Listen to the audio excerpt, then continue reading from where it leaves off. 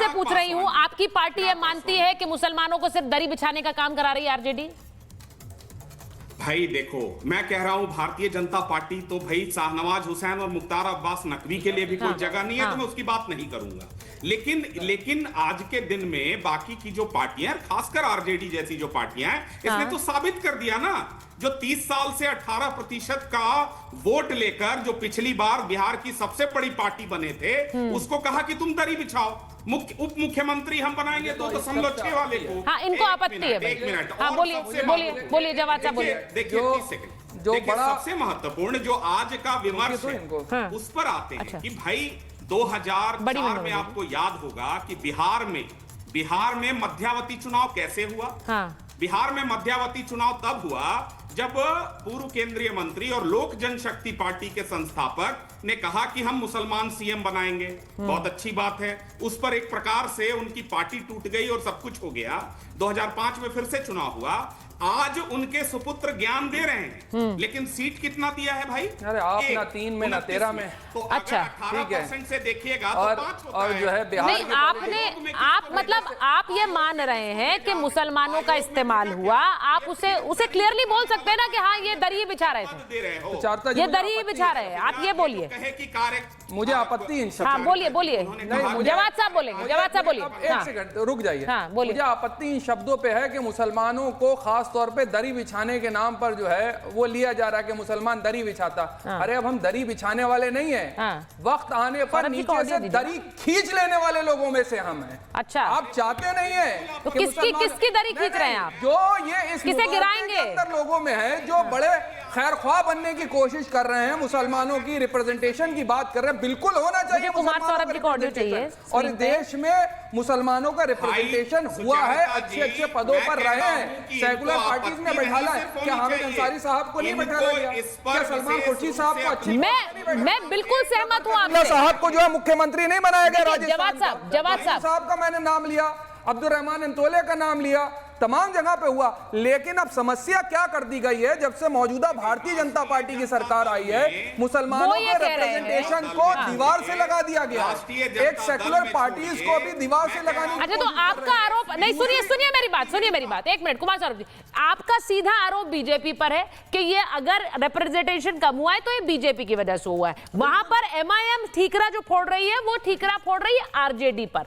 अब मेरा सवाल कुंतल जी, वो कह रहे हैं रिप्रेजेंटेशन तो खत्म बीजेपी ने कर दिया क्योंकि ये मुसलमानों की भागीदारी चाहती नहीं, यही कह रहे हैं ना आप? रिप्रेजेंटेशन खत्म होने के या जो डर की पॉलिटिक्स है, वो मुझे कहने में गुरेज नहीं कि सेकुलर पार्टीज के अंदर आया है, वो इस बिहाफ पे आया है कि भारतीय जनता पार्टी का डर भी बहुत से लोगों में बैठ गया है, क्योंकि ईडी, सीबीआई, इनकम टैक्स से लेकर के तमाम जगह पर चीजें हुई और विपक्षी दल के नेताओं के साथ हुई, इसीलिए मुसलमानों का रिप्रेजेंटेशन खड़ा कर दिया गया। और ईडी, सीबीआई का इस्तेमाल क्या मुसलमानों के खिलाफ हो रहा है? नहीं, क्या बोल रहे हैं? जांच एजेंसियों का दुरुपयोग सभी भी सेकुलर पार्टी के खिलाफ हो रहा है। अब आप देखिए बिहार के अंदर एक्टिव हो गई है। अच्छा ठीक है, एक सेकंड, अच्छा एक मिनट रुक जाइए, कुंतल जी का जवाब ले लीजिए। कुंतल जी हाँ 10 सेकंड जल्दी से बोलिए। देखिए भारतीय जनता पार्टी के अंदर पहले ऐसा नहीं है कि मुसलमानों का रिप्रेजेंटेशन नहीं था। जब तक अटल बिहारी वाजपेयी जी या उनके हाथों में तो मुस्लिम लीडरशिप आई, लेकिन जब से आदरणीय प्रधानमंत्री जी की सरकार आई, खुल करके भारतीय जनता पार्टी को कहते हैं कि हमको मुसलमानों का वोट नहीं चाहिए। अच्छा ठीक है, अब 10 सेकंड आपके हो गए। कुंतल जी बोलिए, कुंतल जी बोलिए। सैयद साहब, हाँ कुंतल जी बोलिए। बात सुने आप। अगर आपका ताल्लुक बिहार से है तो बिहार में किसी मुसलमान को फोन करके पूछें और मुझे एक मुसलमान परिवार बता दे जो ये कहे कि शाम के बाद उन्हें घर से निकलने से डर लगता है। एक मुसलमान परिवार आप मुझे बता दें। बिहार में पटना से लेकर के किशनगंज तक आप चले जाएं, आप पॉलिटिकल रिप्रेजेंटेशन आपकी पार्टी नहीं देती है। आप मुझे नहीं पता आप कितने शीर्ष नेतृत्व के लोगों से टच में होंगे, लेकिन हम जहां पर बैठ करके जहां आपकी स्ट्रेटेजी बनती है उनसे कई लोगों से ताल्लुक है, वो खुल करके कहते हैं कि हम इसलिए नहीं देखते हैं। एक शाहनवाज हुसैन साहब, मुख्तार अब्बास नकवी साहब, नजमा हेपतुल्लाह जी थी, तमाम लोगों को आपने पॉलिटिकल पार्टी का रिप्रेजेंटेशन खत्म कर दिया अच्छे पदों पर। ठीक है, अब मैं चाह रही हूँ जरा एक बार कुमार सौरभ जी को ले, वरुण जी को लाइए स्क्रीन पर, वरुण जी को लाइए। वरुण जी तो बोले ही नहीं है। अच्छा ठीक है, अब मैं जरा बाकी लोगों से बात करूंगी। रुकिए एक सेकंड रुकिए। अनंत जी आप देख रहे हैं क्या हो रहा है? जो स्क्रीन पर लड़ाई चल रही है। पूछिए कि राहुल जी कब जाएंगे। नहीं, वरुण जी से तो मैं पूछूंगी ही। अच्छा, ये पूछना चाह रहे हैं आप मेरे वाया मी क्यों जा रहे हैं? आप तो सीधे पूछ सकते हैं, वरुण जी स्क्रीन पर बैठे हुए हैं। कब जाएंगे भाई राहुल गांधी बिहार, कब प्रचार करेंगे ये? क्योंकि आज एक और लड़ाई हुई है, मैं उस पर आऊंगी। लेकिन वरुण जी, ये रिप्रेजेंटेशन, मुझे ऐसा नहीं लगता है देश में बड़े बड़े पदों पर मुसलमान रहे हैं। और मैं फिर कहती हूं कि ये राजनीति का ऐसा रंग है जो हमेशा हिंदू मुसलमान सिख ईसाई में बांट कर देखता है और वो फायदा पहुंचाता है। लेकिन बिहार के अंदर भी ये रिप्रेजेंटेशन कितनी कांग्रेस ने दी है, कितनी आरजेडी ने दी है, ये बताने के लिए मजबूर हो रहे हैं आप लोग कि हमने मुसलमानों को इतनी सीटें दी हैं। सुचारिता जी, मजबूर नहीं हो रहे हैं। आपने एक बहुत अच्छी बात की थी, अच्छे आदमी को टिकट क्यों नहीं देते हैं। हाँ। और जैसे भारतीय जनता पार्टी के कितने सांसद दागी आपराधिक पृष्ठभूमि के हैं, तो ये लोग सारी पार्टियों की आपने बात की कि राजनीतिक दल, अनंत विजय जी ने भी कहा कि जाति को जिंदा रखना चाहते हैं चुनाव। अगर विकास की बात करेंगे तो हिंदू मुस्लिम बात ही क्यों करेंगे? विकास योजनाएं सभी के लिए बनती हैं, सभी लागू होते हैं। और जो आप बात कर रहे हैं रिप्रेजेंटेशन, बरकतुल्ला जी को, अंतुले साहब को, सबको, वो दौर ही अलग था। ये जो दौर आया 10-15 सालों का, इसमें जाति धर्म इसकी बातें करने लगे वोटों के लिए। क्यों? क्योंकि आप जनता के काम नहीं करते हो, जनता के बीच में नहीं रहते हो। और जहाँ तक राहुल गांधी की बात है, राहुल गांधी को देखो चाहे कितना ही मजाक उड़ाए भारतीय जनता पार्टी, उनके समर्थक लोग, लेकिन राहुल गांधी ने हमेशा इक्वलिटी की बात, इकोनॉमिक इक्वलिटी की बात की है।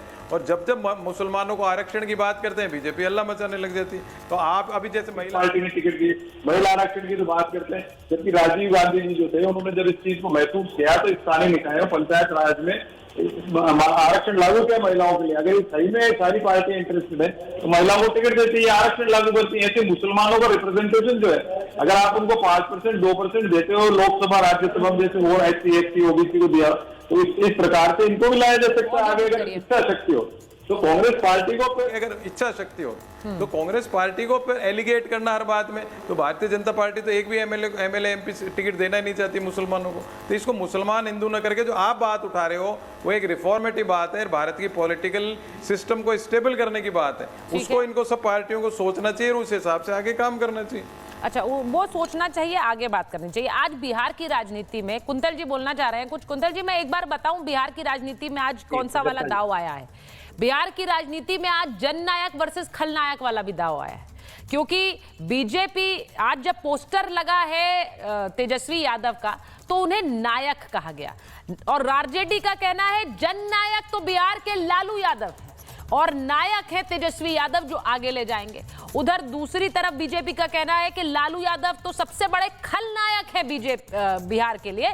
उन्होंने जितना खराब बिहार के लिए किया, जातिवाद में बिहार को धकेल दिया, उन्होंने जिस तरह का जंगल राज बिहार के लिए ला दिया, सबसे बड़े खलनायक ही लालू यादव है।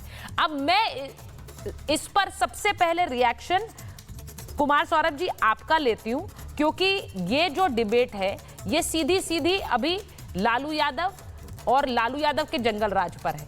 आपको लग रहा है बिहार का इस वक्त मौजूदा जननायक कौन है? प्रशांत किशोर जी का नाम मत लीजिएगा, मैं अभी जो राजनीति हुई है उसकी बात कर रही हूं कि अभी तक जो बिहार की राजनीति है उसमें जननायक कौन है बिहार का? क्या तेजस्वी यादव नायक है बिहार के लिए या हो सकते हैं? देखिए सुचारिता जी, मैं जन स्वराज ने कभी भी पॉलिटिकल पॉलिटिक्स पे बिलीव नहीं किया है। हमने कभी भी ये नहीं कहा है कि हम जो कह रहे हैं वही सही है। यहां तक कि हमारे नेता ने कहा कि अगर हमसे भी कोई गलती हो जाए चुनने में किसी कैंडिडेट को और वो गलत है तो उसको आप वोट मत करिए। हम किस बात पर हाईलाइट कर रहे हैं कि बिहार में रोजगार आना चाहिए, बिहार से पलायन रुकना चाहिए, बिहार में शिक्षा की स्थिति सुधरनी चाहिए, स्वास्थ्य की व्यवस्थाएं सुधरनी चाहिए। इसके अलावा कुछ नहीं कह रहे हम जनता पे छोड़ रहे हैं। लेकिन अब आपका मूल जो प्रश्न है, देखिए सुचारिता जी, एक तरफ नागनाथ है, दूसरी तरफ सापनाथ है। मैं ऐसा क्यों कह रहा हूं? देखिए 15 वर्ष किसी को रिमाइंड कराने की जरूरत नहीं है कि बिहार ने क्या दंश झेला है जंगल राज का। जब शाम 6 बजे के बाद लोग चलते नहीं थे, जो है सीनियर ब्यूरोक्रेट्स की महिलाओं के साथ किस प्रकार का व्यवहार होता था, जो किडनैपिंग गैंग था उसका रैंसम सीएम हाउस में आता था। चलिए यहां तक तो सबको पता है, हम लोग इस शब्द से परिचित हैं। अब मुझे यह बता दीजिए कि 1990 में, मैं उसके पहले जा भी नहीं रहा, 1990 में देश के प्रति व्यक्ति औसत आय, बिहार का प्रति व्यक्ति औसत आय 30% था। वो 2005 में देश के प्रति व्यक्ति आय का बिहार का 30 प्रति व्यक्ति आय 30% था, और आज 2025 में जब आपसे हम बात कर रहे हैं तब भी ये 30% ही है। मल्टी डायमेंशनल पॉवर्टी में चाहे शिक्षा हो, रोजगार हो, स्वास्थ्य हो, उसके कोई भी आंकड़े, कोई भी मानक आप उठा लीजिए तो देख लीजिए क्या स्थिति है। कल प्रधानमंत्री जी यहां आए और ये जननायक और खलनायक के डिबेट में हम क्यों पड़े? हम पूछेंगे कि प्रधानमंत्री जी कल आए, उन्होंने कहा 2 मोबाइल फैक्ट्री थी, अब 200 हो गई। मुझे बता दीजिए प्रधानमंत्री जी आदर सहित कितनी बिहार आई? 2014 में आईटी मिनिस्टर कहे कि बिहार को आईटी हब बनाएंगे। आज 11 वर्ष के बाद पहले गृह मंत्री ने कहा कि जमीन नहीं है, और फिर अब कह रहे हैं कि एआई, आर्टिफिशियल इंटेलिजेंस और आईटी हब बनाएंगे। मुझे बताइए कि 11 वर्षों में बिहार में कॉग्निजेंट, टीसीएस, गूगल, इस जैसी कितनी कंपनियां बिहार में आई? चीनी मिल, प्रधानमंत्री जी ने कहा कि मोतिहारी के इसी चीनी मिल से चीनी निकालकर चाय पिएंगे। आज बिहार में 29 चीनी मिल थी, 8 रह गई हैं।